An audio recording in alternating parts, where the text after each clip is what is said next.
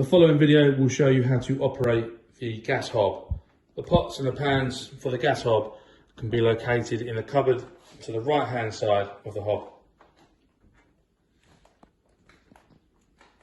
On the right hand side of the hob there are 4 dials. Each dial corresponds to a section of this hob. You can identify which dial operates which section, as this is identified with a black marker. For example, if you'd like to ignite the bottom right hand side of this hob, you will push down, you'll hear the click and turn, the hob will then stay alight. The bigger the flame, the more heat you'll get from the hob, and this can be adjusted by turning this anti-clockwise. To shut off, turn clockwise back to the centre position.